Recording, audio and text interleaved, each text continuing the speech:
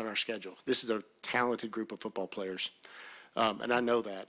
Second thing I know is the University of Florida matters to this group. They chose the University of Florida.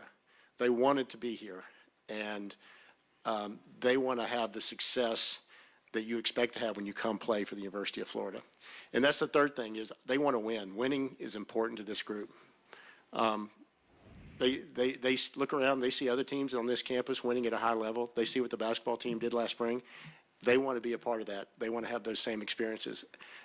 So they're really talented. They care about the University of Florida, and they want to win. And our coaches and our staff, our administration, Gator Nation, we owe it to them to do everything we can to support them through the rest of this season and give them every opportunity to go out and win some ball games and finish strong, and don't let what's happened up to this point be what defines them, but what happens the rest of the way be what defines them, and I think they'll do that. So on the next steps from the leadership part of the football program, obviously we have a search that we're going to conduct, and that's my responsibility. Goal is pretty simple. We want to compete for championships, and not just compete, but we want to win championships. The University of Florida, as you guys well know, is the only school in the country that's won 3 national titles in football and men's basketball. It's the only school this century, that has won at least 1 title in football and men's basketball. And the Gators have won 3 in both. There's very few places that provide the opportunities that you have at the University of Florida. There's somebody out there who can come in here and put this football program in a position where it can win championships. This search is going to be thorough. It's going to be deliberate. Despite, speculation about, particular candidates or things that have already been done, we are early in this process, and it will be a very thorough process. To that end, we have engaged with Turnkey ZRG as a search consultant in this process. I think they can bring a lot of value, and looking forward to working with them. This university has a lot of alignment. We have a really strong group of board of trustees. They have, they provide great leadership. Excited about Dr. Landry. I think he was a great selection as our president, and looking forward to continue to work with him, but really impressed with the leadership that he's providing. Throughout the university, there's just great leadership, and there's a shared commitment to excellence in every corner of this campus. It's a world-class university. We have a world-class athletic program, the only athletic program in the country that's finished in the top 10 of the Directors' Cup every year that it has existed, routinely in the top 5 in the all sports, 49 national championships. There's a lot of success here, and there's a lot of things to build off of, and it's a standard of excellence and winning that we have to continue to perpetuate.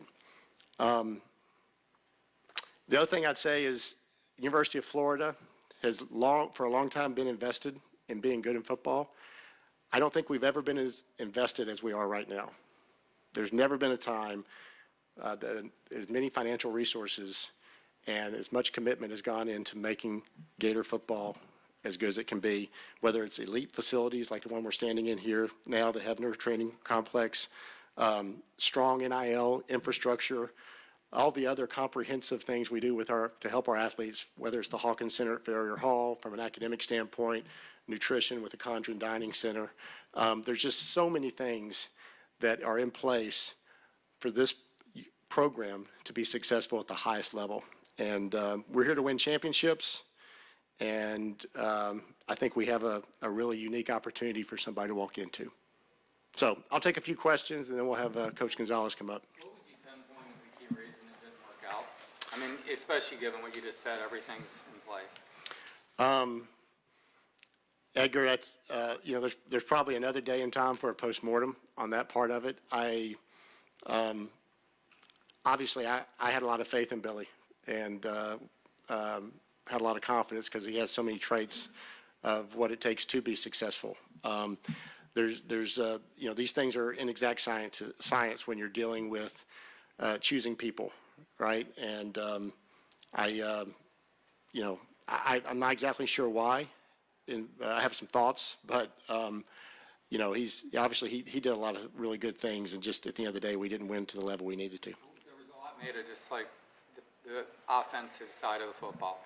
What were conversations with him, like during off seasons, to maybe calibrate what was going on there? Because it just didn't seem to ever get traction. Yeah, we had a lot of conversations related to that. We spent probably hours in conversation.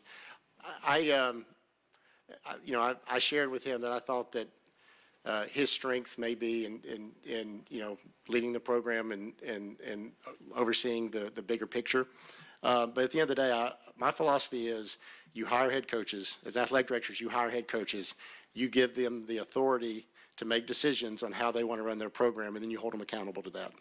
And, that's probably a big part of the reason why we're here today. Scott, are you going to be solely responsible for hiring the next head football coach here? I am, yes.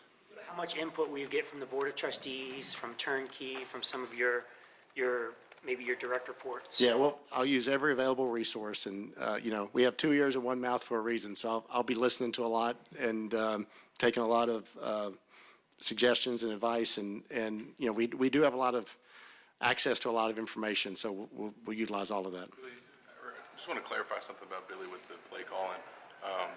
When you decided to bring him back last year, was that part of the discussion and part of your decision to bring him back? Was the expectation that he would hire a play caller? And then when he decided not to do that, what was your reaction? I'm going to keep those conversations between the two of us private, but we had a lot of conversations related to that. It wasn't this or else. As I said, ADs hire head coaches. They don't hire assistant coaches. And, that was his decision. At what point was the decision made to dismiss Billy, and at what point was he told that he would no longer be? Well, I met with him yesterday morning, and, I just felt like that was the right time to going into the open date for us to move ahead here. There's certainly a type in what, the fans want, but in terms of parameters, some people are saying group of 5, offensive mind. I mean, what are you looking for in terms of the type of coach? My sense is we will have a wide variety of candidates.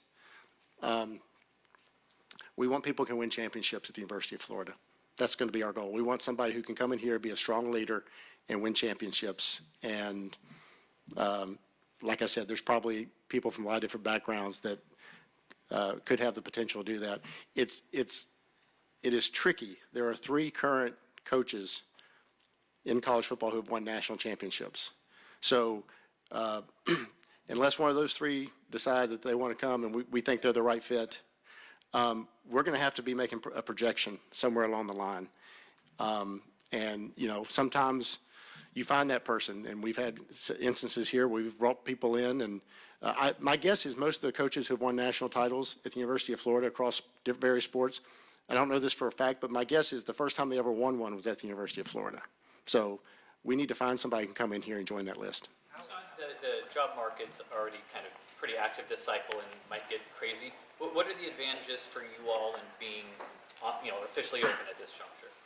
Well, time is an asset, and you would, certainly I think that's going to be beneficial. The more time you have, the easier it is. One of the unique things about these high-profile positions, searches like football, like maybe men's basketball, is usually those are the time to make those searches is compressed.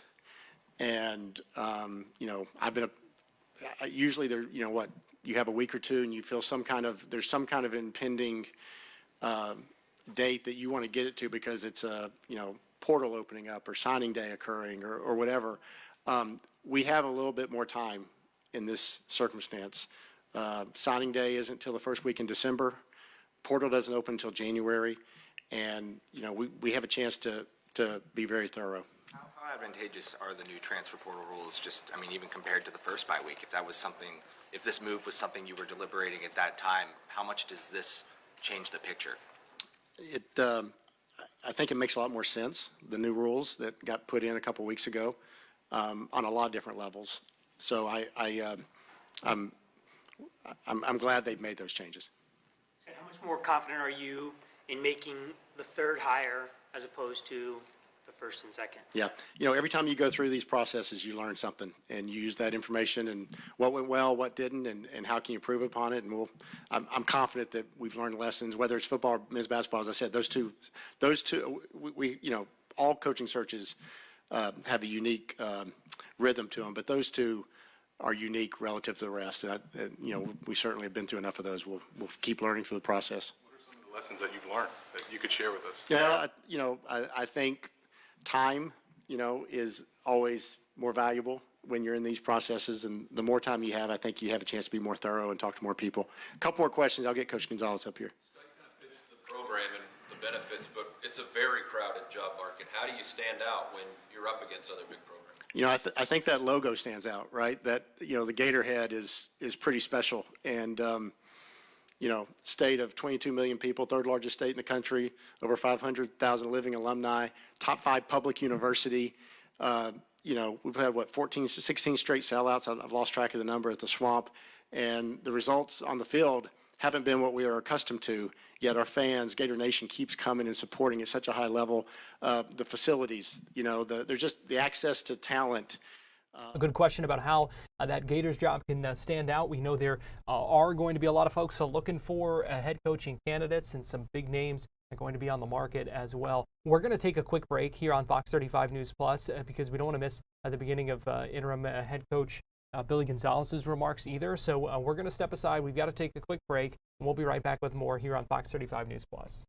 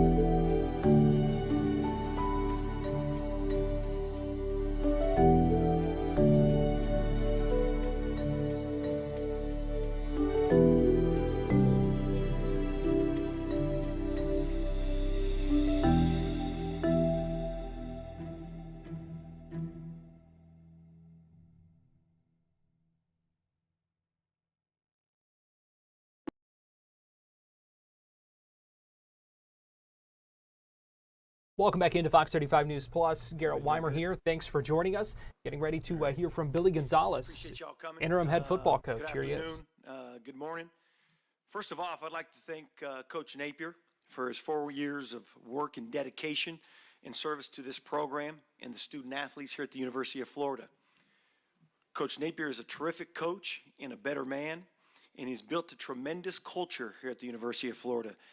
I have nothing but great things to say about Coach Napier, and I'm very thankful for my time working with him and getting to know him and his amazing family.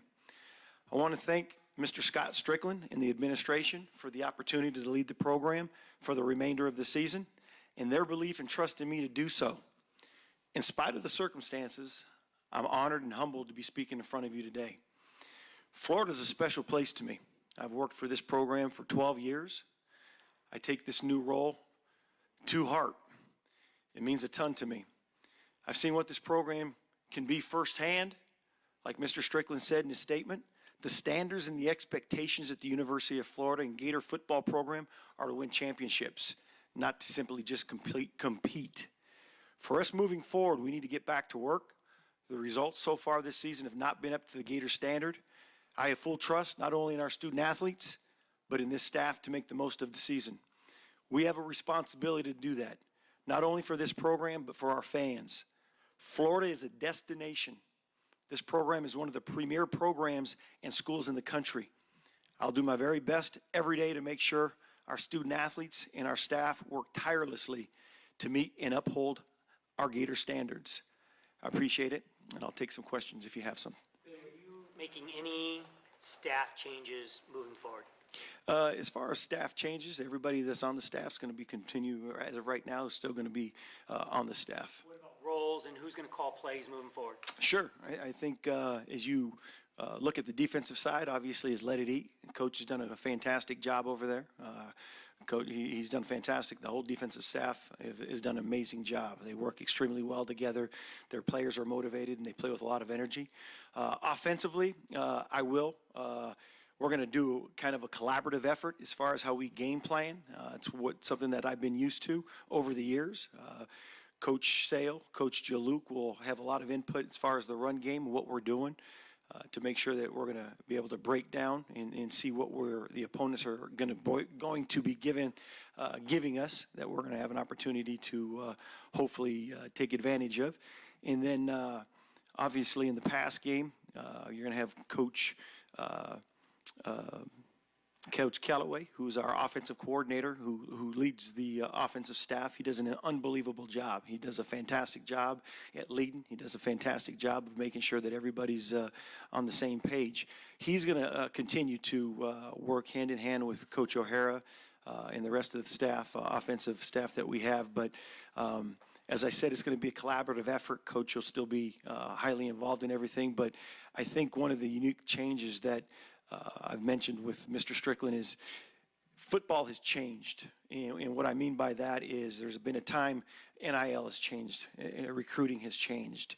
Well, the addition of the green dot on the football helmet has significantly changed how we coach and how we communicate. 5 to 6 years ago, it was anybody would go out there and you have the scripts, you come out and you type them up, and it didn't matter who would call the play. You're sitting there with the quarterback, you're in the huddle, and they can call the play. The quarterback reads it right off from off the sheet, and that's kind of how we went. But the green dot, I think, is something that's been a game changer, and in my opinion, this is my opinion. I think it's going to be helpful for us, but I'm going to let Coach Callaway is going to be the OC, but I'm going to let Coach O'Hara call the plays. And I think the most important piece to that is there's a rhythm piece between him and DJ. I think it's really important that the quarterback is an extension of his teacher. And in this particular setting for the next 5 games, I think that's going to be critical. DJ's got a great relationship with both, but I think it's going to be an opportunity just to hit home over and over the teaching methods that go on in the meeting, and let him be familiar with that voice over and over in the practice setting and in the game. How much do we see the offense change just with some wrinkles and things now with this new structure? I think you'll see some things that are a little different. I think one thing that I want to hopefully continue to assert in the offense is I think we've got a lot of playmakers, and I'd like to be able to spread it out a little bit, hopefully, and get some of those players involved. Not necessarily change a lot. Here's the great thing about Coach Napier's offense. We actually have an arsenal of plays within the system. So it's kind of basically picking and choosing and allowing our quarterback to be in a position to do the things that he does best. And I think, that's the ultimate goal as our offensive staff. Again, Coach Callaway does an amazing job, and he's going to continue to keep us together as an offensive staff and put those plays together for us. Are you going to be more the executive head coach and let somebody else coach the receivers, or will you continue to be hands-on receivers? I'll continue to be hands-on with them still, but at the same time, I think as we move forward into the situation, I'd like to be kind of more of a manager to make sure that we're moving in the right direction as a football program, making sure that the players are getting everything that they need. And again, obviously, we've got a good group of receivers in the meeting room right now, and we've got some good young coaches, and we've got some coaches on staff that have also coached that position that we'll have a chance to visit it. Who in particular would be taking over some of the receiving? Well, we haven't specifically talked yet as far as who will truly take over that position as we go forward. But I feel very, very confident in the guys that we have on staff right now. And the coaches, Coach Lucas and Coach Decker, do a fantastic job along the way with me as well. Coach Meyer first brought you here 20 years ago. Did you lean on him or any other mentors for advice in this role? Or? I did. I spoke with Coach Meyer last night, so we had a chance to catch up a little bit. And I think he was my position coach in college.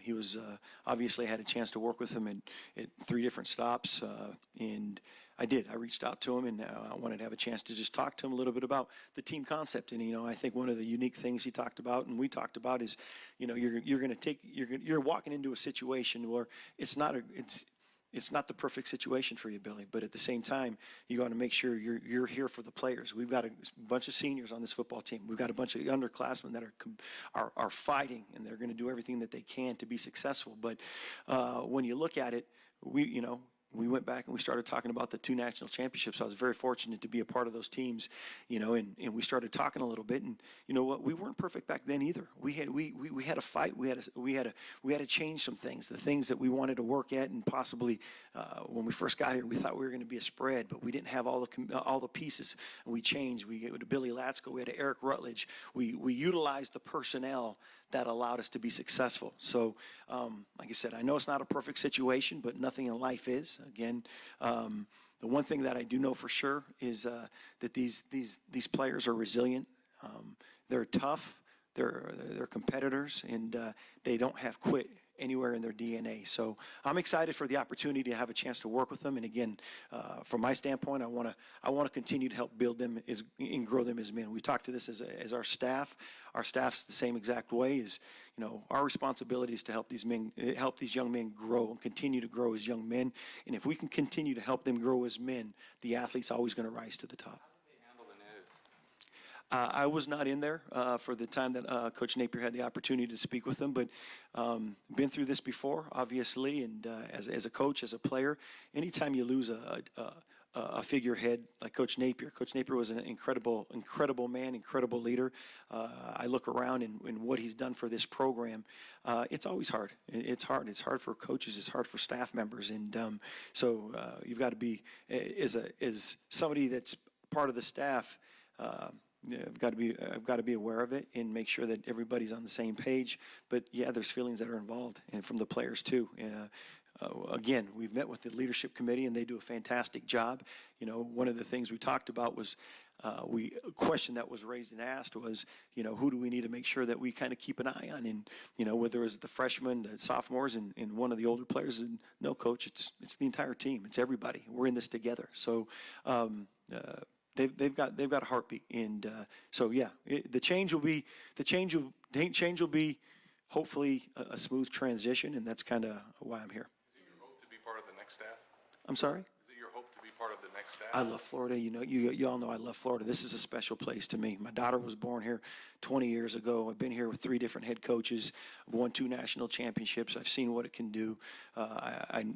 Not just the University of Florida football, but Mr. Stricklin talked about the academics. He talked about all the other athletic programs around here. It's a special place. So this is a goal to mine would be to obviously to be able to stay here. But my first goal is to make sure that we put a fantastic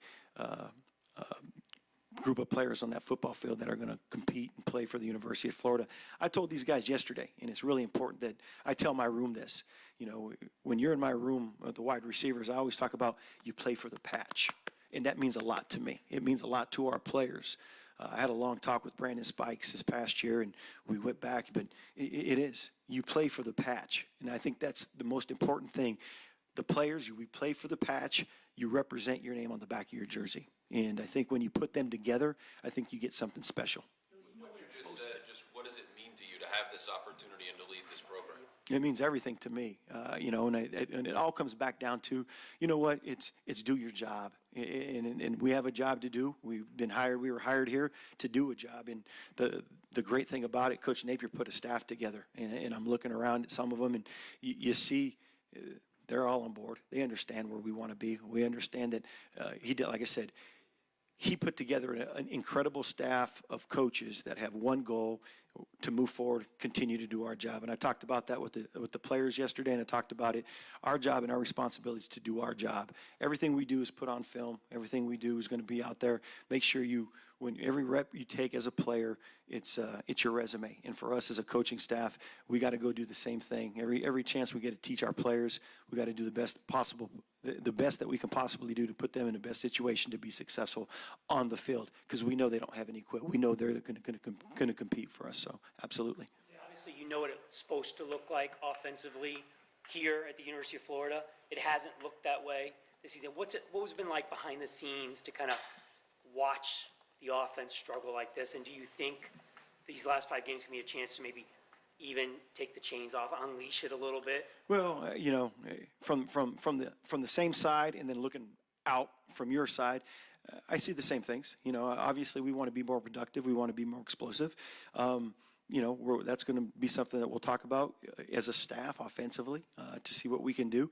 But I think every player has strengths, and I think the one thing that we want to be able to do is put our players in the best possible position and play to their strengths. And if that means tweaking some things where we can get guys, whether it's RPOs, taking different types of shots, different types of play actions, that's all part of it. But it's to I've said this over and over. It's not about the play. It's about the player, and it always will be. The player's the one that's going to go make the plays, and you got to be able to put them in an advantageous position. We've got great players here, so if we can get some guys the ball in space and let them work, I think you'll see a Florida offense that's ready to roll. Coach O'Hara move upstairs?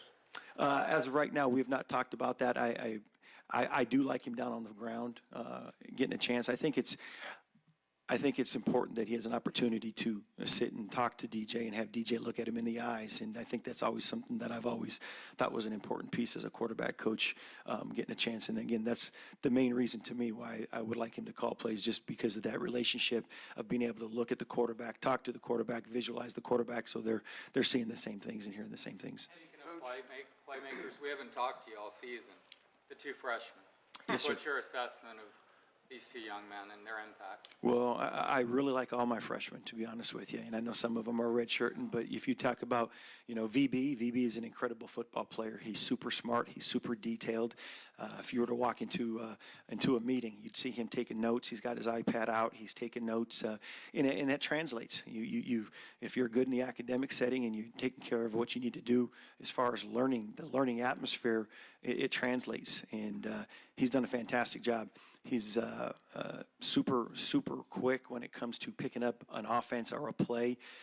You can talk to him about it. He can visualize it. He can see it. Then we go out and rep it, obviously. But he's got an innate ability. He's got great make you miss. He's got great speed. And he's got a great desire to be great. He's got that want to. He's a competitor. He wants to be great. So extremely excited about his productivity so far and his future, obviously. And then, Dallas, it's been great to get him back out. Obviously, we knew he had an injury that he battled through at the beginning of the season. And it weighed heavy on him. It took a toll on him. It bothered him. It hurt him as an individual. And you hate to see it happen, but you always like to see somebody that it cares. When somebody's not afraid to shed a tear because they want to be on that football field. But the great thing about Dallas, every walkthrough, every I guess I should say game prep, every time we did anything, he stood right next to me. So when we were signaled to the receivers, he stood right next to me. When we went out on practice, he stood right next to me. So he was constantly getting his reps, mental reps, standing next to me, seeing the signals, getting a chance to talk to me. And he's a competitor. He's obviously got great size, and he can cause some mismatches. Having played Interim football coach Billy Gonzalez, who is taking over the reins of the Gators football program for the rest of the season, speaking live now in Gainesville after the firing of Billy Napier. We heard from Athletic Director Scott Stricklin just a little bit ago. Also expecting to hear from some Gators players, including quarterback DJ Lagway here shortly. So let's go ahead and take another break here on Fox 35 News Plus. We'll be right back with more and get you back to Gainesville as this news conference continues.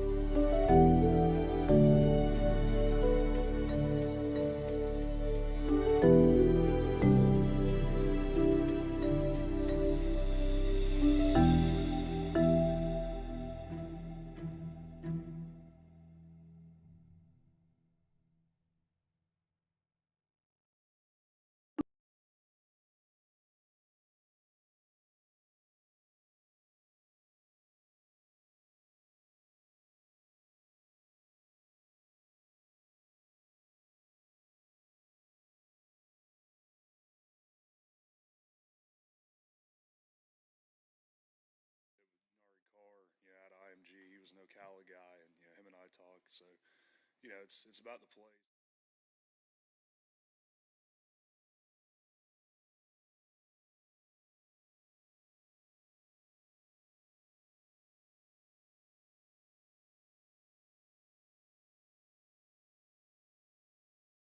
You're watching Fox 35 News Plus, streaming on Fox Local. Welcome back into Fox 35 News Plus. Give you a live look right now in Gainesville as this news conference continues. This is offensive lineman Jake Slaughter, who is speaking with reporters now, answering questions after the firing over the weekend of head football coach Billy Napier. Let's go ahead and listen in. It's part of life. Yeah, I would say that there's a lot that happens with change, especially one like this. It comes with a change in coaching, but it does a lot, and I think that we're going to lean on each other in the locker room. We're going to lean on each other and the coaches that take care of us now, and we're going to ultimately work to make each other proud and go play our best ball. What's the biggest impact Billy had on you think? I was super fortunate. I didn't know who Billy Napier was when I was getting recruited. I was a Florida guy. He was in Louisiana at the time. I didn't know he existed, and I don't know if he knew I existed. So I was so fortunate that he came in, and he treated me like I was one of his guys that he recruited, and he cared for me more than anything. And he taught us all so much about just being a good man, being a good ball player, taking care of your guys. So I can't talk enough about the type of imprint he left on us and our character as men. Why do you think it didn't work out? What would you pinpoint? Is there anything?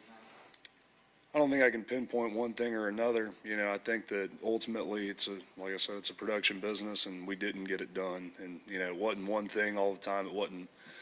There's a lot that goes into it, and it's beyond me. He was pretty emotional Saturday night. What was his level, and what was his message to you guys yesterday?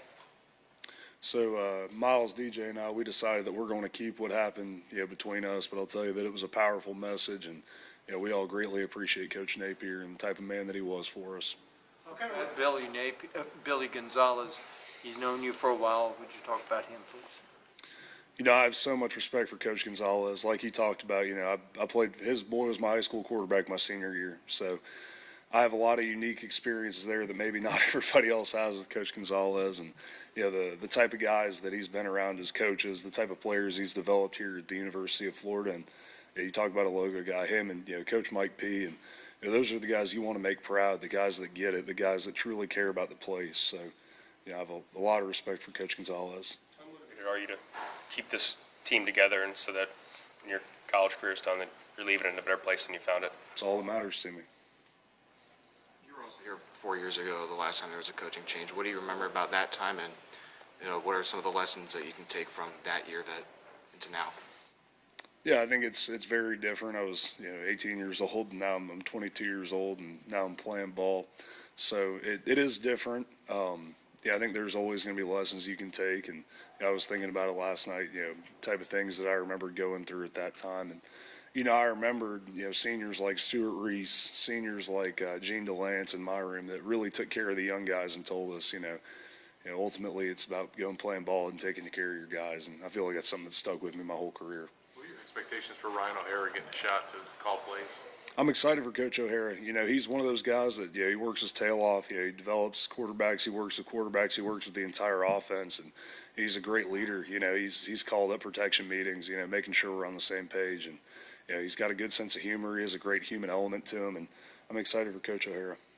What's Billy Gonzalez like at practice? He's fired up. He's awesome, man. Like he's, I think to some extent, your room's an extension of you. You're not all the time, but you know what I mean? Like your personality is going to show through your guys. So you talk about like, your Dallas Wilson of the world who's, he plays like his hair's on fire. He practices like his hair's on fire. And, Coach Gonzalez, he gets fired up. He loves up on his guys, and he expects a lot out of them. So I think you can see that. With Georgia coming up, how much does that just kind of, energize the team, taking this next step that's kind of uncertain? Mm-hmm. No, I think there's always going to be uncertainty in football, and I think that's part of the game, but I think everybody's excited to go compete. All right, appreciate it, Jay. All right, thank y'all. Have a good one.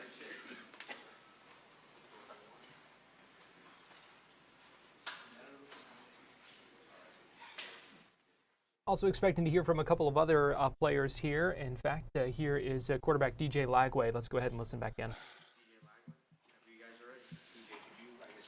Through what this moment has been like for you as someone that really identified you, pursued you aggressively. You were one of his marquee guys that he brought in. What this moment has meant for you? Yeah, no, it's been hard for sure. You know, Coach Billy Napier, he recruited me here, and I'm forever thankful for him. My family's forever thankful for him. But at the end of the day, you know, you still got to continue to get better. Me personally, got to continue to take each and every day as another day to improve at my craft, and I'm excited for the opportunity. How emotional was Sunday for you and just the guys?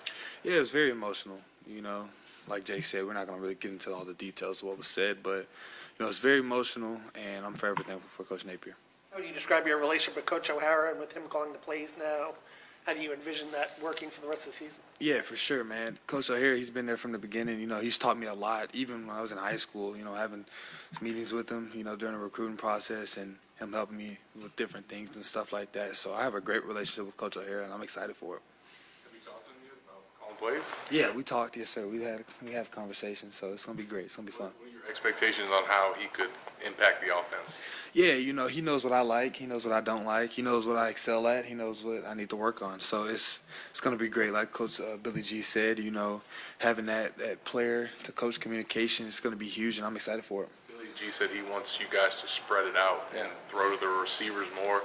Does that excite you to hear that? Oh, yeah, for sure. Yes, sir. Definitely. Anytime you can get the ball to your playmakers and let them do what they do in space and they get the yards for you, that's always a happy thing to see. So, yeah. He's known as a very detail-oriented coach. What is your personal observations of Billy? Billy G? Yeah. You know, I'd say he gets after it. And I've grown close to him, you know, coaching with the receivers and things like that, and just being around him and his family. You know, he has an incredible wife. They're great people, and I'm excited. Coach Napier's message to you guys, just going forward, like, what do you say just about going forward? Maybe, like, you don't have to get into personal stuff, but maybe what was his message about finishing out the season? Yeah, he basically just like finish. That's all he really kind of was getting to, so yeah. As much as that, the question of Billy Napier's future hung over this team last year and this year, is there a sense of relief that at least there is something moving forward? You know what's happening? Yeah, I just say, you know, my whole thing is to keep the guys together. You know, we got to go finish strong these 5 games. You know, I'm gonna play my heart out. I'm gonna continue to get better each and every day, and my guys are gonna do the same thing. So that's our goal. What can you say about your commitment beyond this season? Are you committed to the University of Florida for long term? Yeah, I'm a Florida Gator, man. You know, I'm focused right now. My biggest focus right now is these 5 games and continue to better my craft and continue to develop as a player. What would you like to see in the next coach here? Yeah, you know, I can't. That's all. I can just control what I can control, and all I can control is, like I said, one day at a time. You know, and continue to better my craft and to continue to be a better human. How do you think you're coming along this season? I mean, September is rough, we know, but how do you feel like you've come along in October?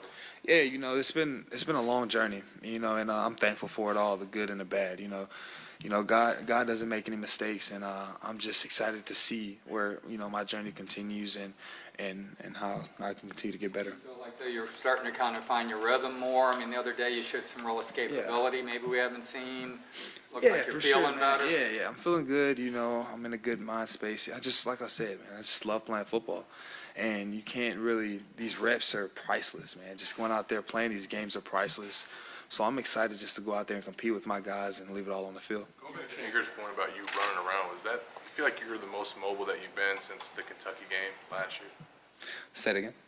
You mentioned you running around in the last game. Do you feel like right now you're the most mobile that you've been since the Kentucky game last year before you got hurt? Yeah, for sure. You know, I'm feeling great. You know, kudos to the training staff, you know, Paul Silvestri, all those guys up there, you know, they've been helping me throughout this. It's been a long journey, and I'm thankful for those guys that have been helping me, you know, mentally and physically. So, yeah. What does that do for you when you get your legs back? You can run. Yeah, you know, I'm still, you know, trying to get it together, you know, figure it out, you know. But no, it's great, you know, when you can have abilities to do things with your legs and in the air. So, yeah. How critical is this open week going to be, considering all the changes, you know, to kind of get ready for Georgia? Yeah, it's huge. You know, my biggest thing right now is beating the Georgia Bulldogs and just rallying the troops, man. I can't wait to get out there and go sling it to the guys, throw the ball with the guys, you know, and just get out there and sweat with them again and just get out there and compete. And that's what it's all about, competing and having fun with your brothers. Is Yeah, an open week next weekend, and then they'll be right back in it against the UGA Bulldogs. That'll be a tough one. So they will no break even after getting a new interim head football coach. We got to take another break here on Fox Local, but we'll be right back and get you right back to Gainesville after that.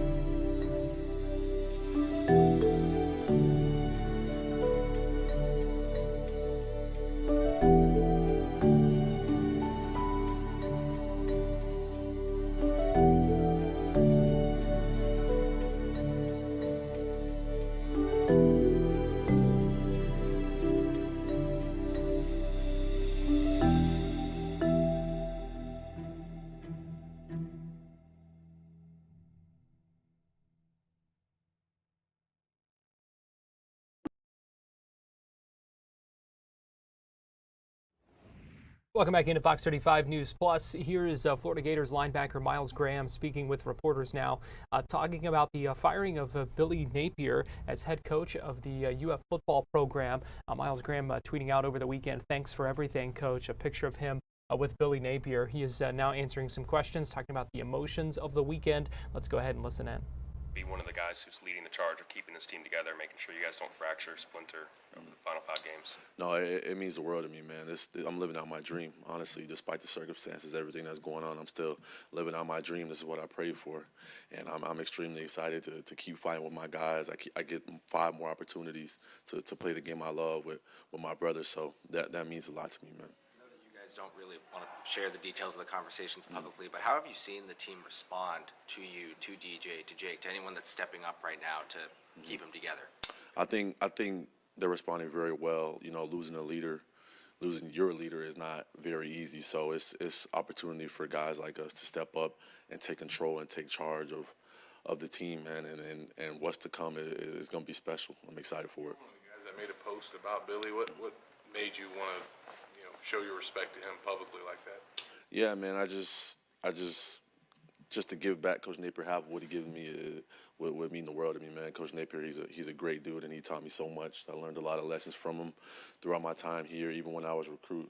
And I wish him the best, and I'm really thankful for him. What do you think this program needs in the next head coach to get it right? I mean, that's the head coach. That's above my pay grade, man.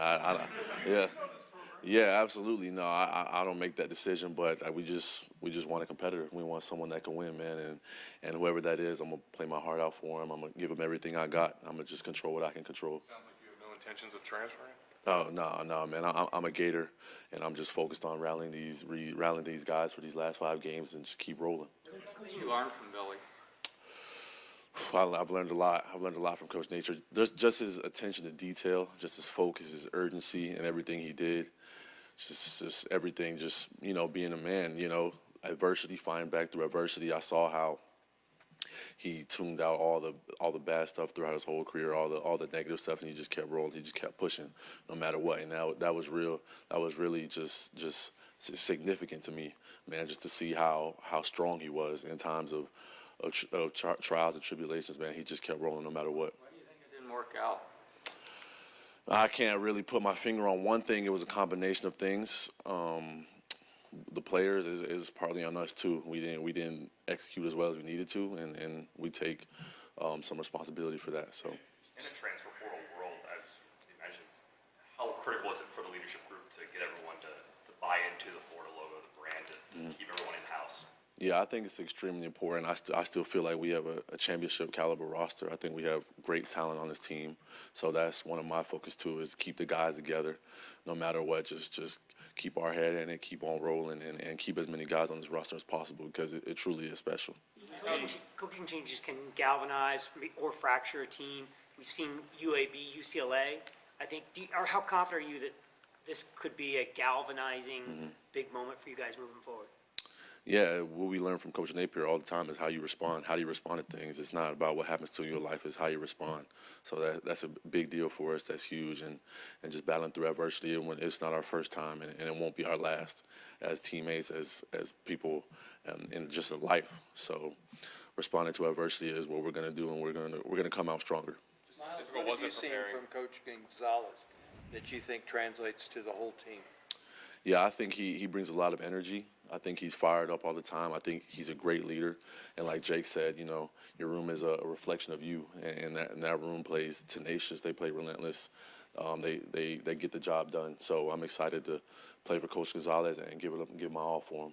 Just how difficult was it preparing for Mississippi State, given all the noise and the uncertainty as well?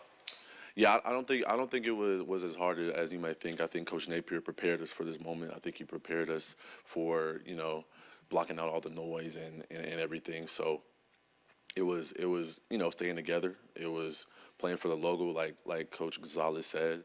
It was honoring the name on your back. It was things like that. That's what was going into our head, and we were just blocking out the noise, and we kept going. Did it surprise you that it came after a win, or did you have a feeling that, regardless of the result, that this was something that was going to occur? No, I didn't. I honestly wasn't thinking about that, man. I was just focused on the gameplay. I was focused on getting a win, and we got that done. And, it happened at that moment, and we just, like we said, we got to finish. We just got to keep going no matter what, and we can't control what happens. That's not our decision to make. So we're just going to keep rolling and keep playing for the logo. And when I came here, I definitely came to play for Coach Nate, but I more importantly came to play for the logo. So there's obviously continuity on the defensive end, I guess, which is good in terms of going forward. But, just how critical is this bye week in terms of, for you guys to finish as strong as you want to? Yeah, this bye week is important. Like you said, our defense is we're not playing our best football, but we're playing good football. So getting healthy this bye week is really important. Getting healthy, some guys are a little bit banged up, so that's a big aspect, and we got some things to clean up. So I'm excited to do that, get back to work with the guys, and play some better football. Billy G mentioned no staff changes for the rest of the season. How important is that just for continuity the rest of the season for the defense, especially with Ron continuing to call plays? Yeah, I think that's really important. We still have the same guys upholding the standard, and we still have the same guys getting the message across to us. So having the same coaches is really important, that we know what to expect. It's not going to be much different at practice in the meeting room. We know what to expect, and we know what we need to bring every single day to play good football. So that helps. You grew up kind of your dad was in the professional business, but you're 19, right? I am, yes, sir. Yeah, to see your coach let go mid-season, does it just kind of spotlight just how big business this kind of is that you guys are in? Yeah, we signed up for it. This is what we chose to do as players, as coaches. We signed up for it, man. And I've seen coaches leave. I've seen coaches come and go. It's a part of the game. It's a part of the business. And you just got to control what you can control and keep on rolling. All right, appreciate it, Miles. Yep, thank you. Miles Graham wrapping up, speaking with reporters there in Gainesville after we heard from Athletic Director Scott Stricklin, Interim Head Football Coach Billy Gonzalez, and also heard from three Florida football players, Jake Slaughter, DJ Lagway, and Miles Graham. Lagway and Graham both asked if they would consider transferring, given the uncertainty surrounding the future of the program, who might be leading that, and they both said essentially the same thing: I'm a Gator. So encouraging news to hear that from them. And we're going to dive in more to what happened, what went wrong with Billy Napier at the helm, and what's next for the Gators, looking ahead to this coaching search. That's going to be in our 2 o'clock hour as we welcome in a guest from 24/7 Sports, Graham Hall, going to join us live via Zoom. And we will talk all about what we heard today and where things go from here for the Florida Gators football program. We've got to take a break here on Fox Local. We'll be back at the top of the hour with more. Let me give you a live look right now at the Daytona Beach from our Hard Rock Hotel camera.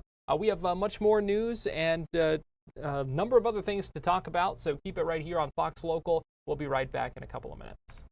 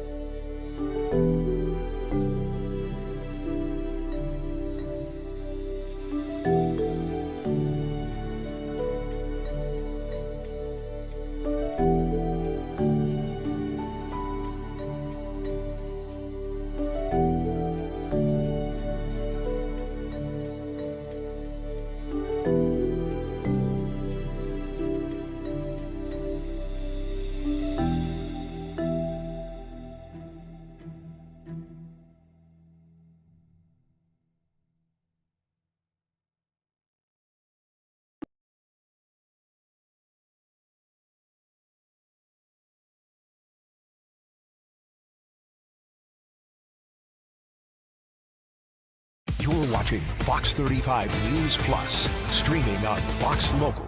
Welcome back into Fox 35 News Plus. I'm Garrett Weimer, and thanks for joining us on this Monday afternoon, live on Fox Local and on YouTube. It was an interesting start to the day for many folks trying to use apps or certain apps, websites, or other like web services. That's because of an outage that affected a number of clients of Amazon Web Services. It's one of the major cloud providers across the country, and when it was down for a while this morning, it created impacts for a number of different platforms, things like Disney Plus, Delta Airlines, Amazon, Starbucks, Venmo. I mean, you name it. There were dozens of major platforms that were impacted by this. And earlier today, I had the chance to speak with Matt Rose, who's the CXO of TechRage IT in Winter Springs. He talked about what we know about this, why it happened, and what it says about our reliance on these few providers, and if there's anything we can learn from a situation like this as well. It seemed to start, very early in the morning. The report seemed to happen at 3 or 4 Eastern time that really everything related to AWS globally was having some level of issues, if not completely down. It does appear that in, the early morning hours, at 6, 7 a.m., it started to recover. So luckily for the workday and for everybody getting along with their day, but it really took down a tremendous amount of applications that everybody uses on a regular basis. Yeah, we're talking major services, major apps, major websites. I mean, big impact here. Yeah, I don't think people realize it. Unfortunately, these kind of things seem to happen every so often. But when you talk between AWS, which is Amazon Web Services, if you're not familiar, which is obviously owned by Amazon, between Microsoft services and Google, they run a huge portion of really most of the cloud-based applications people use on a regular basis. So, things like Ring were down this morning. If you were trying to look at your Ring cameras, you couldn't do it. And I think that's the thing that's kind of anytime something like this happens, kind of eye-opening for people to kind of see and think about how many services are reliant on kind of one provider like that, and all that depends on something like AWS. Yeah, I mean, it's kind of so there's a good and a bad to it. I mean, so obviously, you may have heard the whole statement that the cloud is just someone else's computer, which came about years ago. Because 20 years ago, even 15 years ago, there were just huge data centers owned by companies. A Ring would have had a data center they rented or built out for their services, but then these huge things, Amazon, Google, whatever, came about that were just massive, massive amounts of compute power, and so everybody moved to them, and they're on a subscription basis. So you can run the service and not have to invest in all this hardware, but it still means that they can make a mistake or one major thing go down, and the whole service is down. And so, as a consumer, or a worker, someone who is using these apps and these services, is there anything that we can do on our end when it comes to things like this, or are we just kind of at the mercy of them? Yeah, I think unfortunately, I feel like we say this a lot when we talk. I feel like unfortunately you are somewhat at their mercy. It's the way these services are built is that you typically you have redundancy built into an AWS. You have redundancy built into Microsoft, but it's still within their kind of purview. So it's not normal or necessarily easy for a service to have AWS and Microsoft. And even if you go to something like Ring, they're owned by Amazon. So why would they put anything in Microsoft's basket? And unfortunately, it's a lot of times a mistake or a bad update, as we keep seemingly saying, that cause these issues. From a kind of business perspective, what do you recommend to small business owners and those kinds of things when it comes to because it seems like everything's in the cloud these days, Mm-hmm. and it seems like it's a way that makes sense for businesses to kind of do that, rather than have their own servers like you kind of talked about. But what do you recommend? What do you tell people? I mean, I think you really have to look at there's definitely this disadvantage, but if you were to go back and look at the uptime of something that when there wasn't these huge data centers out there, I actually think at the end of the day, we're probably doing better in uptime. It just doesn't seem like that because it's not just one service that goes down, it's everything. When a company, even a large company like a Ring or any of these others that were affected were to go down before, it would only affect one thing, but it probably happened more often when they had to deal with their own engineers and their own hardware. So I think it's still we're better off. It's really painful because it doesn't just take down one service, it takes down a lot of them. And it's just, and the funny thing is a lot of times what happens at the end of the day sounds kind of simple. There almost always seems to be this issue related to something called DNS, which is funny because it's kind of like if you're using Google Maps and tells you how to get somewhere. If you didn't have Google Maps, you were just driving around. That's what happens when these services go down a lot. It's basically when you go and hit google.com, DNS tells you how to get there. When these services go down, your computer doesn't know where to go. And that's honestly, unfortunately, what happens most of the time. That's an interesting analogy and a good way of putting it there. Is it concerning at all that so many companies and services rely on just a few of these cloud providers, though, and so that we do see when there's an outage like this, it takes down so much? I think it's concerning, and I think the only thing you could think of then is almost just realizing, and I think it's probably in a lot of the parts of life we live in, there really are only those three main providers. So if anything, it's more of, I think the idea of cloud-based providers is overall a good thing. It's just, yes, we're putting all our eggs in really three baskets. Microsoft, Google, and Amazon. So I think that's the bigger concerning thing. But I also think it's just the amount of money those companies spent to build these is not money that most companies have, and even to get the market share. So I think that's, if anything, the biggest concern you have is just that, yeah, we're putting our stuff in one place, but is there a better option, or is there an easier option? Bringing everything back into your office is not easy either, because most companies don't have the money to spend all the money they need on hardware, internet. So it's ease, but yeah, the risk is there. So just to take us behind the curtain here and what the IT teams may be doing right now to try to get to the bottom of this and make sure something like this doesn't happen again.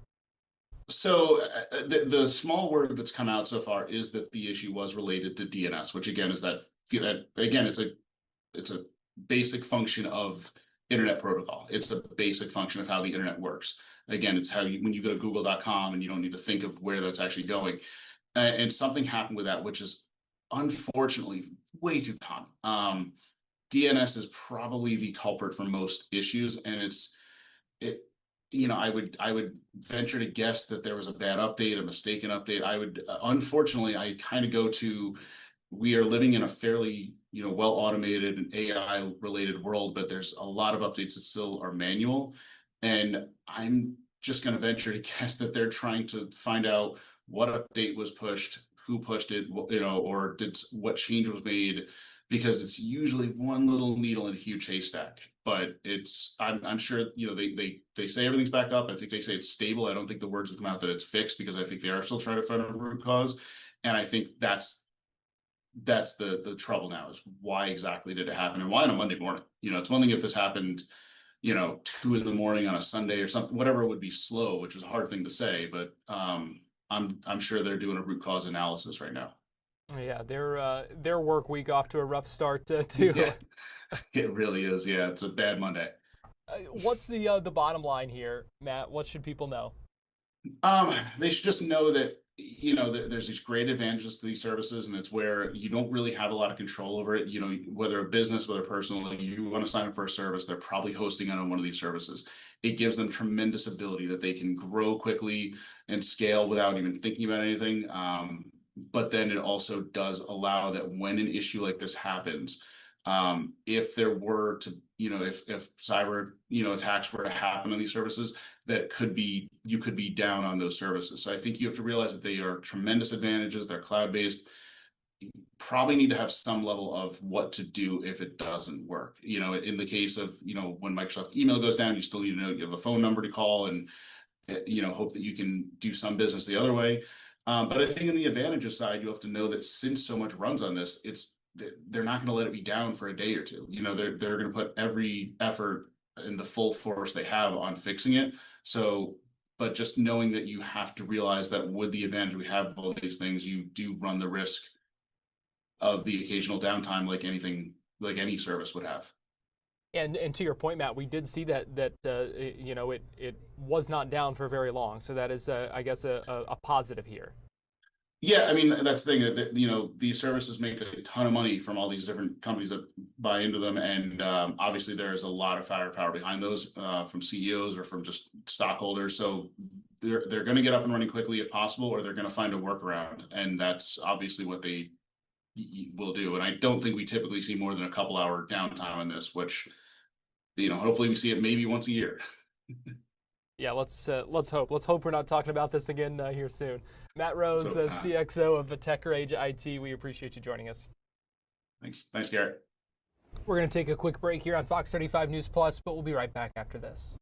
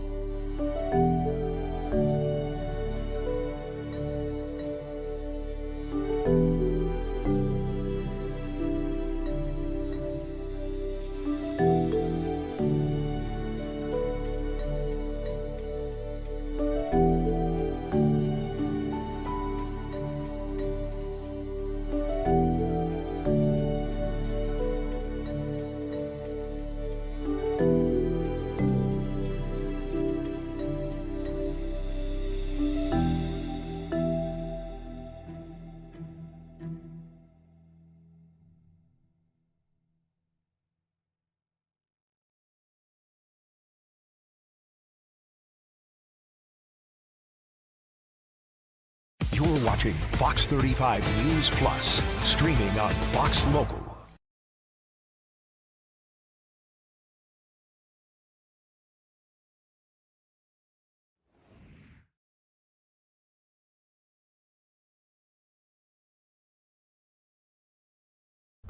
Let me open my mic first of all. Welcome back in to Fox 35 News Plus. Garrett Weimer here. Thanks for joining us live on Fox Local and on YouTube. And also let me give you a live look right now at the U.S. Capitol in Washington, D.C., where it is day 20 of the government shutdown. We should let you know that in a couple of hours, the Senate floor will open. That's expected around 3 o'clock. But they're not supposed to have more votes until around 5:30. Votes of the House continuing resolution that the House passed. That's the clean CR that Republicans talk about daily in their news conferences about this, and not expected to pass. It does not appear that anything really has changed with the circumstances surrounding this shutdown. They would need some help from some more Republicans would need some help from some more Democrats, essentially getting some more votes for in the procedural votes to allow that to go forward before that a vote can happen on that CR and the government would reopen. So continuing to track the impacts from that. And one of the things that we've been looking at, one of the things we've had questions about is what this means for the FAA, for flights, and whether the longer this thing goes on, whether those impacts could compound and whether we could really start to see some more impact on airports. And we know how many people fly in and out of our airports here in Central Florida. Anthony Brickhouse is an aviation aerospace safety consultant, an air safety investigator, professor emeritus of aerospace safety, and an author. And he was on Good Day Orlando this morning to talk with us about that. So just how important is the FAA's role in keeping these flights efficient and safe and up in the air? The FAA's role is critical. It's paramount to operations in terms of aviation and flying in the U.S. And this government shutdown is unfortunately having an impact. Is the biggest impact, from what I've heard, a lot of control towers? Like that really affects a lot of things. Is that where we've seen the biggest impact? Without the air traffic control system, you're not flying in the U.S.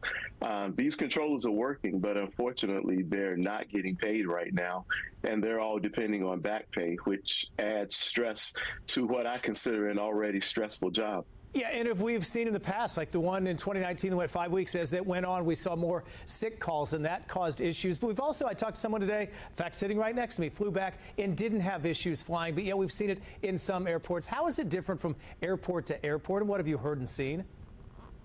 It really just depends on the airport and the flow in terms of flights coming into that airport. I flew from Norfolk, Virginia to Orlando on Thursday of last week and had zero problems.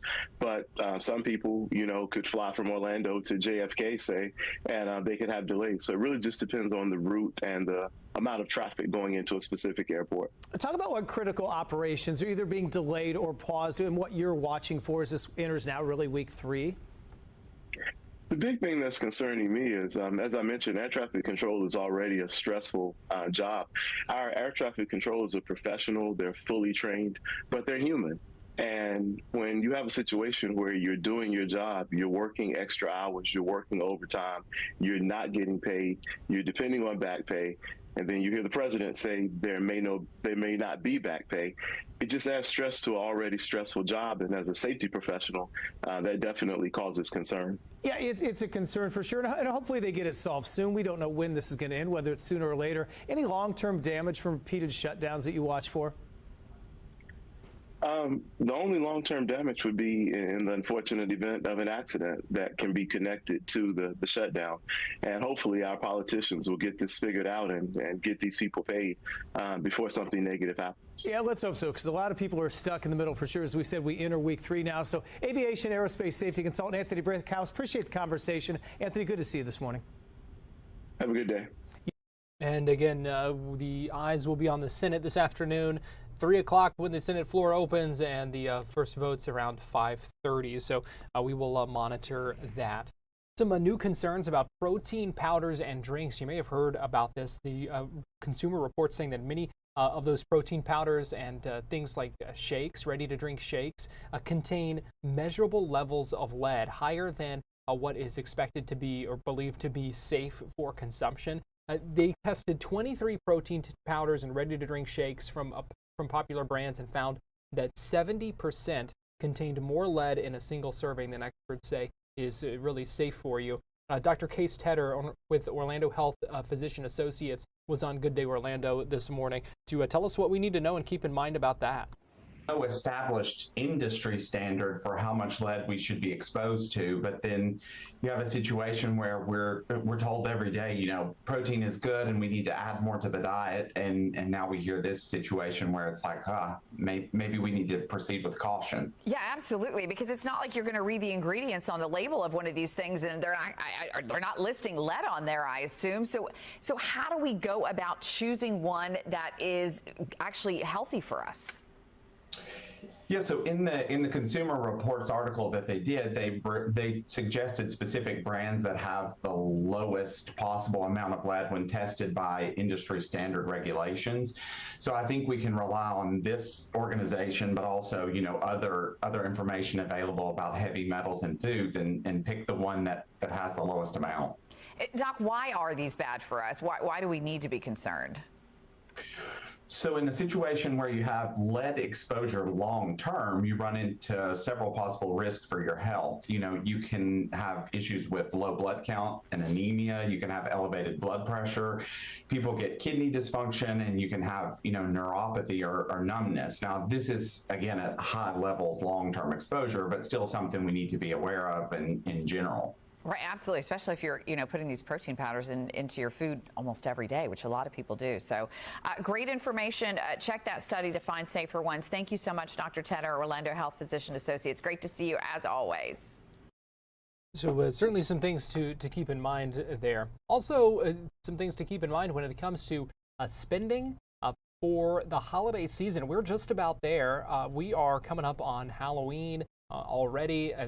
Thanksgiving will be here before you know it, and then the winter holidays, Christmas, Hanukkah, you name it. All of that, once you hit this time of year, it just seems like everything just comes so quickly with the rest of the year and the holiday season. So you may be already looking ahead to gifts and figuring out what you need to get for your friends, for your family. And so that can bring some stress and anxiety when it comes to spending and so how do you make that decision to save or splurge? And just a lot of things to consider when it comes to holiday spending. And Joe Burt, who's a financial planner and the founder of Certified Financial Group Incorporated, he was on Good Day Orlando this morning to give us some pointers and some things to keep in mind. So surprised or not surprised that people are going to spend a little less this year? Well, you know, they say the economy is hurting people on the lower end of the economic spectrum, and that's not to be surprised. However, you know, the people on the higher end, according to American Express, are spending more money than ever. So we'll have to see how it plays out at the end of the year. Yeah, or will it balance out? That's a good question. Okay, so let's talk about a spending plan for the holidays. And it's October. We're probably a little bit late to be talking about this because this is something you really should start thinking about at the beginning of the year. But, Joe, if you are just now thinking about it, how do you go about sort of creating a budget for yourself? Well, the most important thing is, as you said, a budget, because unless you have unlimited funds, you want to be careful of how much you spend. So look at how much you can afford.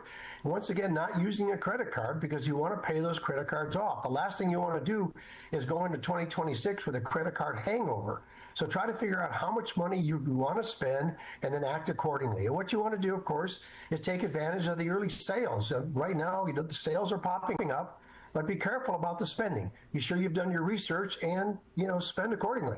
Yeah, and sometimes those sales, as you know, Joe, they can seem like a good deal, right? But sometimes they're not always as good as you think. Is there a way to sort of to go about knowing if you're actually getting a good deal or not? Well, you know, today, thanks to the internet, you can do a lot of shopping right online. You go into a bricks and mortar store, you see what they have, and oftentimes you can find that same good for less money, and you can get it shipped right to your door. So you want to do shopping online. I encourage that all the way. However, you know, many people like to walk in the store and browse, and we make impulse buys, which is one of the worst things you can absolutely do.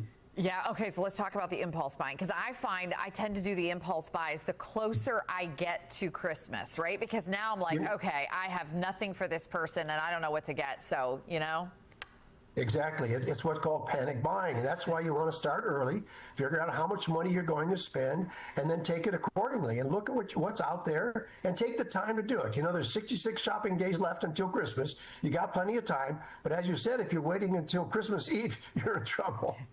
Joe, I have a credit card that if you scroll down on the app, it'll have sort of awards or different discounts from stores that I go through and you click on. Now, you do have to use that credit card, but it is a good way to save money as long as you're careful. Is that right?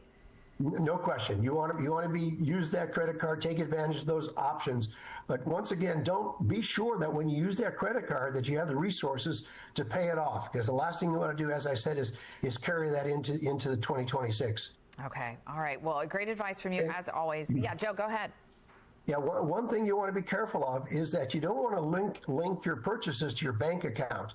Always use a credit card. Don't use a debit card, and be careful and be very careful online, because there's going to be a lot of deals that are going to pop up, and some of them are going to be bogus. So be sure you've done some research. Yeah, I'm glad you brought that up, because I was actually looking for a pair of tennis shoes not long ago and ended up on like a fake website, and I was like, why are these deals so good? So if it's too good to be true, that's usually without a question. Yeah. Without question. Yeah. Without questioning. Good shopping out there. Good luck. Thanks, Joe. You're first on my list this year. Don't worry, I haven't forgotten you. We'll see you soon. Thank you. Take care. And here is a live look at downtown Orlando on this Monday afternoon. We've got more Fox 35 News Plus to come after this.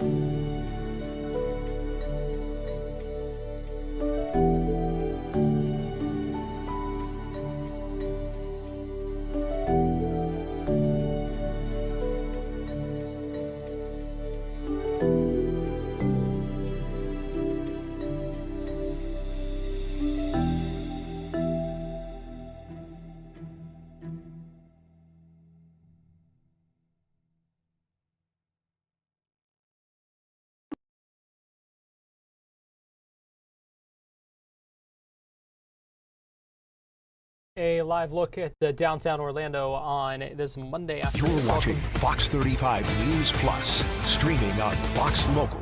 Welcome back into Fox 35 News Plus. I'm Garrett Weimer, and we appreciate you joining us today. Well, we don't want the firing of Billy Napier to be the only thing that we talk about when it comes to football this weekend, because it was a busy weekend of football at every level, high school, college, and professional as well. Some good news, some not so good news when it comes with all of that. But we talked earlier with Tim Walters, who's the sports editor of the Florida Times-Union and Florida Today. It's our Monday morning quarterback segment where we look at some of the standouts from the Florida football weekend that was, and also something that left us all scratching our heads. So Tim always does a great job breaking all that down for us and coming up with some good players to spotlight.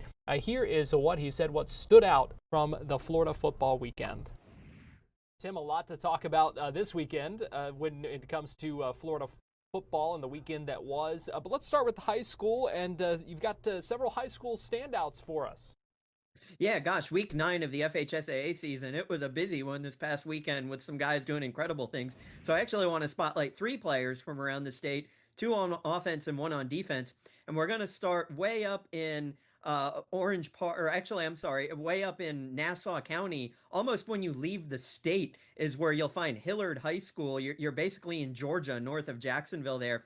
They have a player named DJ Alderman, and he racked up 7 touchdowns for the second time this year, which is just incredible. Their team, Hillard, defeated Interlochen 54-34 in a game where I think defense was all but forgotten about. But he just an incredible game there by DJ Alderman. He had 388 yards rushing to go with those second touchdowns to lead Hillard. So he is the first player that I wanted to spotlight. That game was actually held at Interlochen, which is kind of in the Palatka area of the state for people that don't know their Florida geography all that well. But Hillard, that's way north in Florida above Jacksonville, but they were actually playing there at Interlochen. So that is the first one there.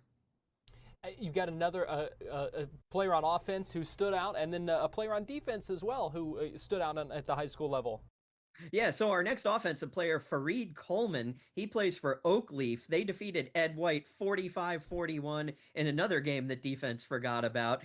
This helped Oakleaf improve to 7-1 on the season. He had 295 yards and 5 touchdowns. I couldn't leave him out, even though, I had to spotlight first 388 yards and 7 touchdowns. But anytime somebody has 295 yards and 5 touchdowns, you have to say that. Plus, he had a 60-yard rushing touchdown negated by holding, or he would have had over 350 yards and 6 touchdowns. So he probably hated to see that yellow laundry on the field, but that negated that. But Fareed Coleman, I wanted to spotlight him for Oakleaf High School, which is located in Orange Park in Clay County, which is kind of in the St. Augustine area there, off an I-95. The final player for high school football I'll spotlight is Micah Coleman, and he plays for John Carroll Catholic down in Fort Pierce. John Carroll won 42-9 over Sebastian River this past weekend, but this guy was a defensive machine. He was not someone that defense forgot. He had 10 total tackles, he had an interception, he had a sack, he had a tackle for loss, and why not? He also had a rushing touchdown. So Micah Coleman for John Carroll Catholic. Great job to that young man. Yeah, impressive performances from those 3. I can see why you picked them for our high school standouts this weekend. Now let's look at college football and the Gators, man.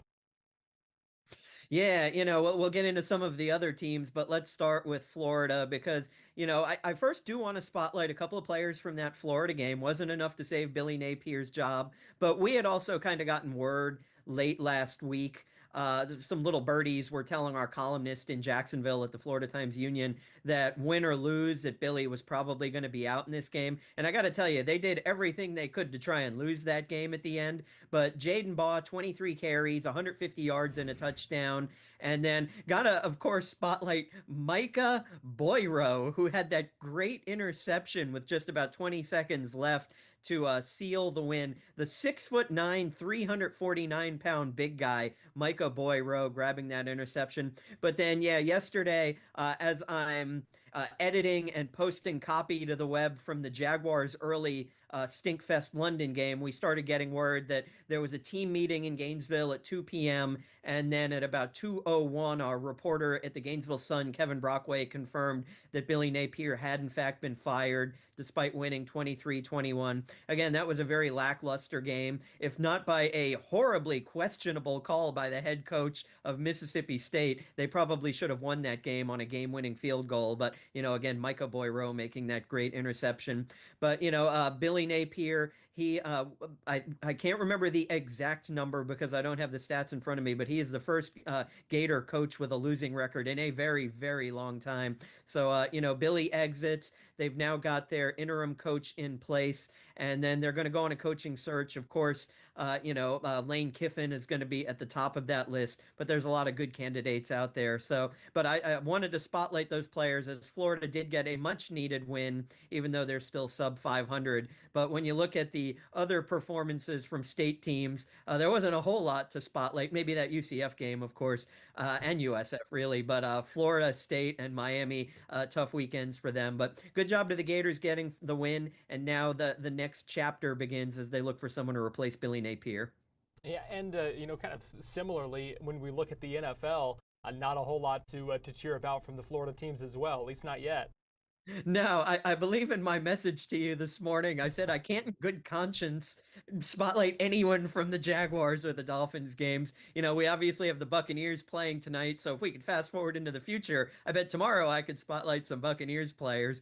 But just awful, awful football. That early morning game with Jacksonville, they were completely lifeless. I will mention Travis Hunter had his first touchdown of his young NFL career. He had 8 receptions for 101 yards. But don't let that fool you. That touchdown came in the fourth quarter. They lost 35-7. The defense looked bad. Trevor Lawrence sacked 7 times for the second week in a row. So kudos to that young guy for not being injured after being sacked 14 times in 2 games. That's just unfathomable, I'll tell you. But so the Jaguars, they now have a bye week. They've got a lot of things that they need to work on, especially just bad penalties. And of course, that offensive line does need to get healthier. They need Devin Lloyd back, their defensive leader. He misses 2 games, they lose 2 games.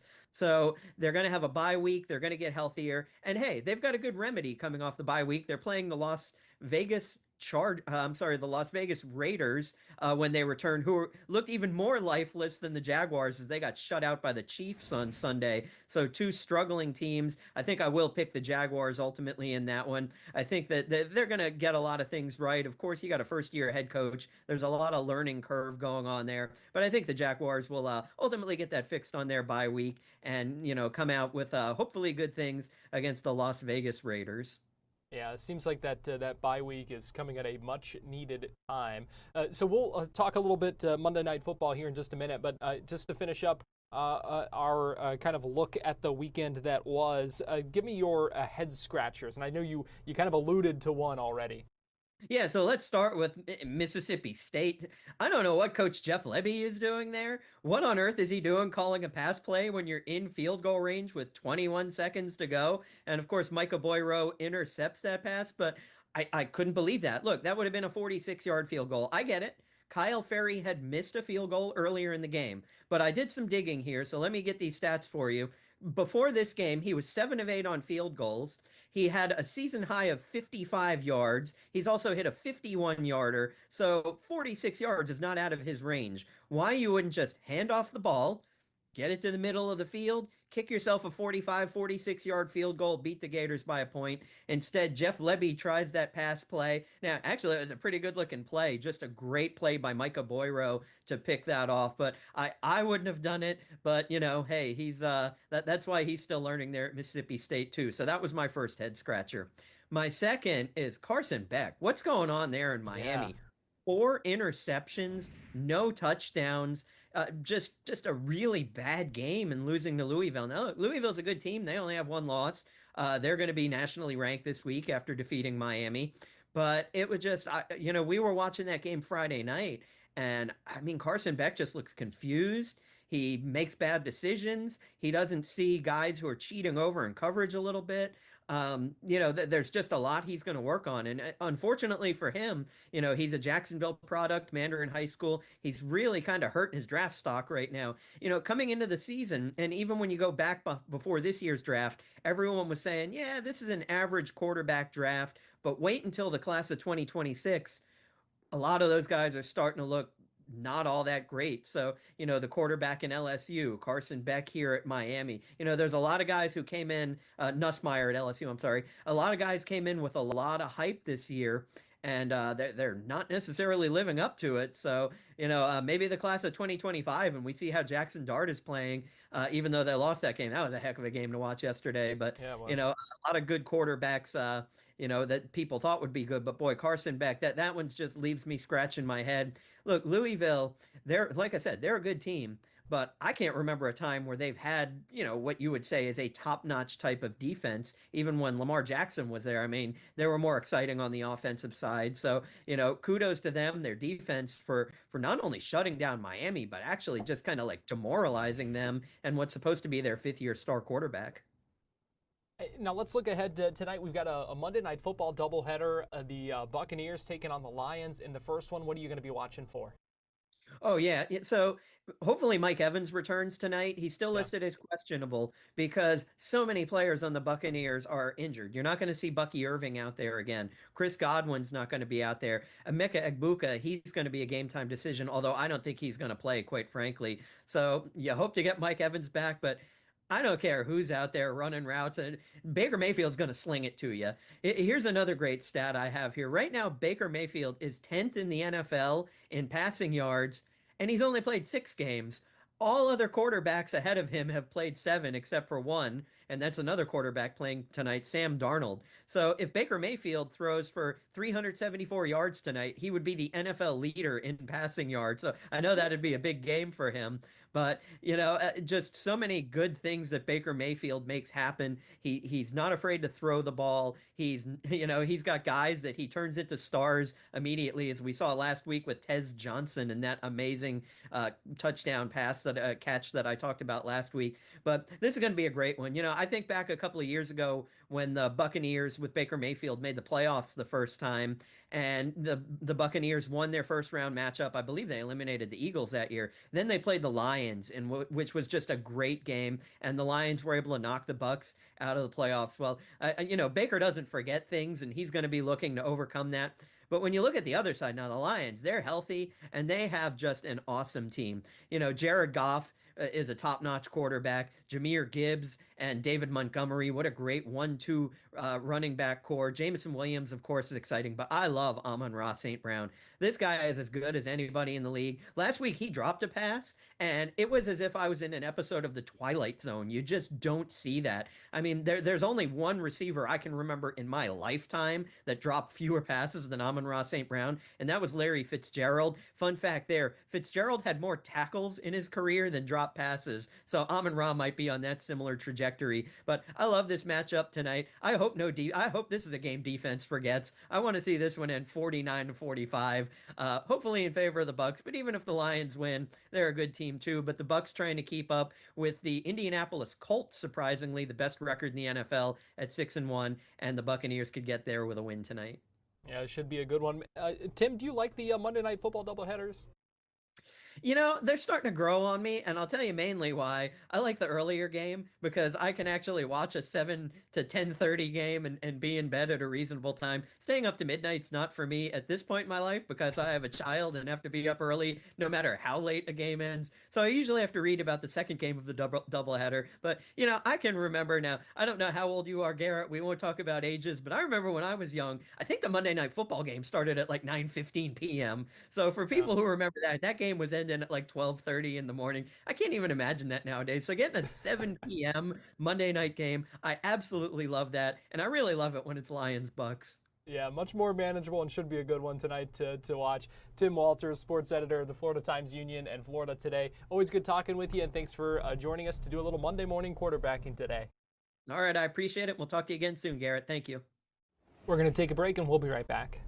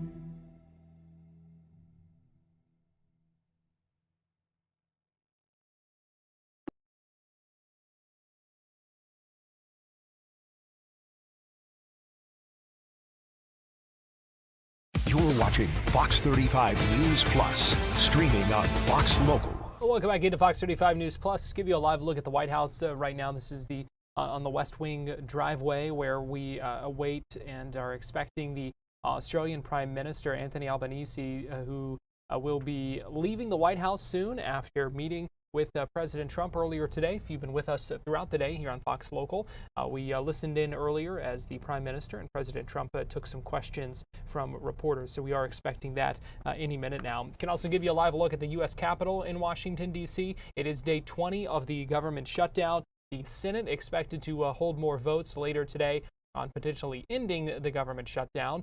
Here was House Speaker Mike Johnson speaking to reporters earlier today about where things stand as we enter week 3 of the government shutdown.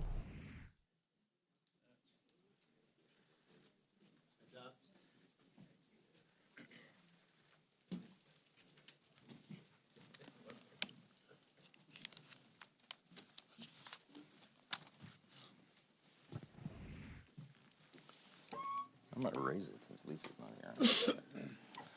here. Good morning to everybody. Thank you for being here this morning. For those of you that are keeping track, this will be day 20 days since the Democrats recklessly shut down the United States government. And the Democrats are making some very costly history here. Don't lose that in all that's happening. This is now the 3rd longest shutdown in history. And when you look at it carefully, it is now already the longest full shutdown of all time. You had an example in 2018 and you had one back in 1995 that were longer, but they were partial shutdowns because they only affected a part of the federal government. This is everything. And it's also important for us to note, this is the first time in history that any party has had the audacity to shut down the government over a totally clean, nonpartisan continuing resolution.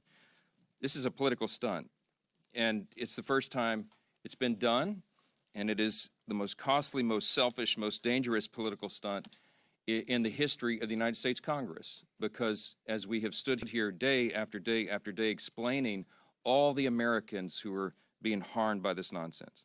And the Senate Democrats have zero shame about this. They don't have any shame at all about the pain that they're inflicting upon hardworking families, upon soldiers and law enforcement officers and veterans and the elderly and the disabled and women, infants, and children.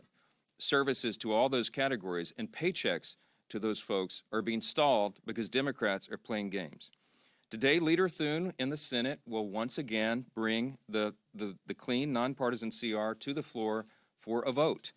They will have another chance. Democrats will have their 12th opportunity to pass the bill. It is the same bill that they themselves supported just 7 months ago, and Chuck Schumer gave impassioned speeches on the floor about how it was the only option. And don't forget, they did it 13 times under the Biden administration. Very similar measures, but not now. Something's changed. Over the weekend, we saw what it was all about. The Democrats made crystal clear that this is about politics. The politics were on full display. The politics, the spectacle, is what the mobs, the crowds, the rallies this week were all about. It was quite ironic, though. The irony was very glaring. They called it the No Kings Rally. But the great irony, of course, that we pointed out over and over was if President Trump was a king, the government would be open. If President Trump was a king, he would have closed the national parks and the National Mall, so they couldn't have had the rally out here. By the way, that's what President Obama did during the shutdown in 2013, closed all the parks and the National Mall. Here in Washington, you had Senators Bernie Sanders and Chris Murphy and Cory Booker and others marching in the streets. Now, these are the same senators who voted over and over to shut down the legislative branch and hand the reins to President Trump. They're decrying the situation that they themselves created. This has always been about the spectacle. Chuck Schumer himself joined the spectacle in New York City. And it's interesting to note his activities there. He was standing side by side some of the most radical groups that maybe ever assembled on U.S. soil. They openly advertised as co-sponsors of the event in New York City the Communist Party USA, the Democrat Socialist of America, the Freedom Socialist Party, the Young Communist League of New York, many others. Do we need any further evidence? They're not hiding this. They're out in the open. They're not shy about it, because this is the core constituency of the modern Democratic Party. These are objective facts. Look at what's happening. Open your eyes. It is exactly why Chuck Schumer is pandering in this whole charade. We've explained from the very beginning, this shutdown is about one thing and one thing alone: Chuck Schumer's political survival. Now, I noted on Friday, the lead organizer of the rallies this weekend issued an open threat to Democrats. Quote, "The cavalry is coming in on October 18th, and they're either going to be celebrating with you, or they're going to be calling for new leadership." Now, that's a direct threat to Chuck Schumer, and he heard the message. And so did Hakeem Jeffries in the House. And that's why neither of them were here doing their jobs. Instead, they were out in New York and California. They were catering to the same radical base that is just days away from electing an open Marxist as mayor of New York City. And now that Chuck Schumer has had his spectacle, he's had his big protest against America, this is our plea. We're asking, and I think everybody in this room and everybody watching, listening to our voices this morning should be hoping that he is finally now ready to go to work and end this shutdown and stop inflicting pain on the American people. Republicans have been working. We are ready. We've been doing this. It's been over a month now.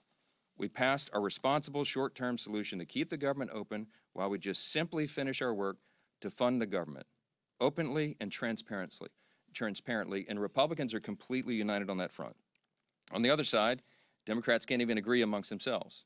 You got different subgroups among them. You've got a few reasonable Democrats who know shutdowns hurt the people, and they've already voted for our bill. They want to keep the government open. Then you've got others desperate to prop up the failures of Obamacare with no reforms whatsoever to make the program more affordable. That's what we're fighting for. And you've got AOC calling for her own negotiations on live TV, and you've got Chuck Schumer and Hakeem Jeffries still unable to articulate what it is they need to reopen the government. It illustrates the point once again. This was never about a solution. It was about creating an issue. Now that Democrats have had their protest and publicity stunts, I just pray that they come to their senses and end this shutdown and reopen the government this week. Republicans are waiting, the American people are waiting, and we are ready to act.